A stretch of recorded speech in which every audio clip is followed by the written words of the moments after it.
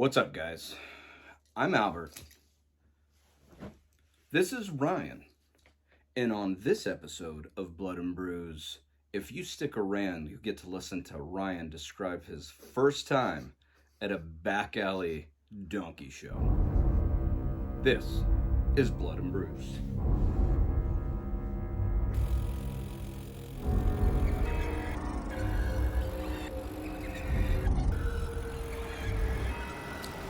What's up, guys? So tonight's flick was Ready or Not. It's a 2019 horror thriller. It's rated R. The runtime is approximately 1 hour and 35 minutes. So it stars Samara Weaving, Adam Brody, Mark O'Brien, Henry Czerny, it's Czerny, I don't know how to pronounce that, and Andy McDowell. Being able to go back and forth between horror and comedy, it's not that easy to do, and still take it seriously enough to where the death scenes come across as like hard-hitting and in your face. I mean, they did a good job. Definitely. So basically it starts out with Grace, the lead woman in the movie, Getting married. And the family tradition is that after the marriage ceremony, they have to play a game that's selected by this little box thing. They put a blank card into it, and then the card comes out with a game on it.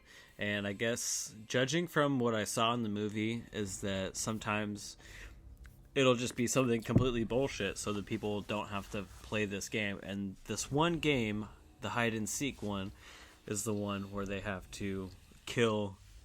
They have to bride. She has to try and hide, and they all have to try to hunt her down and fucking kill her.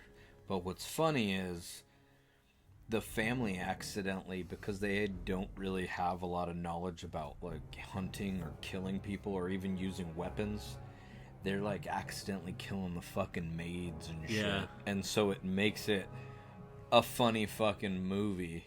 But anyways, what type of beer are we drinking tonight? We're drinking Reno as fuck, and it's by Revision. It's definitely fuck for sure. It's super good. It's a higher alcohol percentage. It's a hazy double. From what I'm used to, because I'm used to drinking around 7s and then pretty good. This is an 8.4. And it's pretty tasty. I like it super a lot. Super good. Casey, thank you again for getting this for my birthday. I appreciate it. It's delicious. It hits hard. But yeah, it definitely, like, we took an intermission. I felt this beer kick in for sure. Anyways, back to the movie. I really liked a lot of the movie, and my favorite scene, if I had to choose one, is when the little kid shoots her through the hand, and she literally is, like, in shock. And then she knocks that fucking kid out in the face. And then she gets scared by some goat or something, and then falls back into this pit of fucking dead bodies and dead fucking animals, and has to fucking climb her way back out with this fucking fucked up hand. And yeah, gets her hand through the nail, or the nail goes through her whole hand. Yeah. That she's got shot through, so it's just fucked, and it's just gross, and it just makes you feel. What was your favorite scene in the movie? My favorite scene in the movie was when the niece, it's this chick, she I think she accidentally uses a crossbow and kills one of the maids, and then a few moments later she's like, oh, maybe it's when she shot somebody. I don't know. So the same lady kills two of the maids, I think.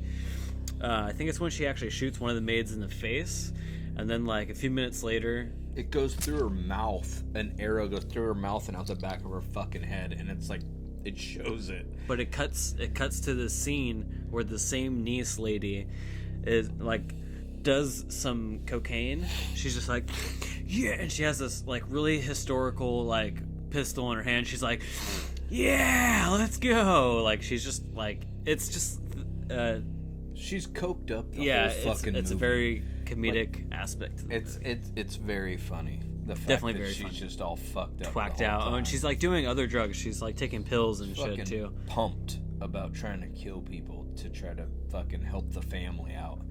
Anyways, again, spoilers, because this movie came out in 2019, so, I expect you guys to go check it out. And also, what else? I gotta say that this is definitely a movie I would watch again. I really love the way they filmed it, like the contrast of like it's like a big mansion and just the lighting and colors they use throughout the whole movie was very it's just satisfying to the eye. Yes, I agree. It's just enjoyable to see it, and then it also It was dark. It was dark. Is Dark. basically how it was. It was like dark and creepy looking, even though you're in this big, nice mansion. it's like if you're watching Clue. Yes. The wedding scene was all bright and like white and pretty, but then as soon as it went to like the part where they're hunting her, it became dark and kind of gloomy inside this fucking mansion. What would you rate this on the gore scale? Oh, gore scale, I'd say bloodthirsty, but between bloodthirsty and bloody, See, I 'Cause- would say bloody. because but they did a good job about keeping it gory when it was gory, but it wasn't like a very like consistently gory movie. But they did really good at like the gnarly scenes of people getting fucked up. Okay. I would agree with then that it's between bloodthirsty and bloody. It like right in between there. It's a good. Pew pew. Well, the movie ends up where they catch her. They're about to sacrifice her. Spoiler alert: they all blow up, Right? spontaneously combust. They stab her in the shoulder. She gets up. But the sun has already come up. And they're all like, "Oh my gosh, we're fine."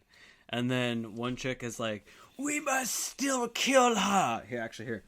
"We must still kill the girl." Yeah. And then she goes to kill her, and then she just blows up like somebody shoots her with a shotgun. Fucking explodes. And then, The rest of the family starts to explode around her. besides her new husband, And she's so fucked up over everybody exploding and just this whole experience. she takes her ring, and she's like, "I want a divorce," because he's the last guy begging for her. And she throws the ring at him, and then he just blows up. And then she just fucking goes out and fucking sits on the steps and smokes a cigarette while like the cops police come and shit and the finally. fire fucking men are coming in to fucking put the fire out, and she's just like in shock. But it's a good ending to a movie, and I really enjoyed it as well. Me too. I'm surprised. So out of 10, what would you give this movie? Like, what would you rate it? Honestly, an 8, which is pretty 8 high. out of 10? It's pretty high, but going into it, I was like, I see the wedding dress, and I'm just like, oh, it's one of those kind of movies where it's just too like, where you kind of can predict it and whatnot, but it definitely impressed me and took me through the whole movie being interested and just excited, and I just enjoyed the whole movie. It was really good. This isn't my first watch, but I remember on my first watch, I could not predict this movie, and I feel like the death scenes in it Really and the good. kills, like, that kept me going and it kept me wanting to watch, and it didn't have any slow parts that really were like, I didn't get bored with it, you know what I mean? It kept me engaged throughout it, and yeah, I really liked it. So I would also agree it's probably an 8 out of 10. Feels pretty good to me. Pew, pew, pew, pew, pew, pew, pew. Anyways, thank you for watching Blood and Brews. Ryan, I had to kidnap him to get him here, but he's back for at least this episode. Oh, I'll be back. Thank you for watching. We appreciate it. Don't forget to like, Comment subscribe, and keep watching. and as always, have a good night. Thanks for watching Blood and Brews. I feel like that was a great one. That was One a take. I good one. feel like that was a great one take.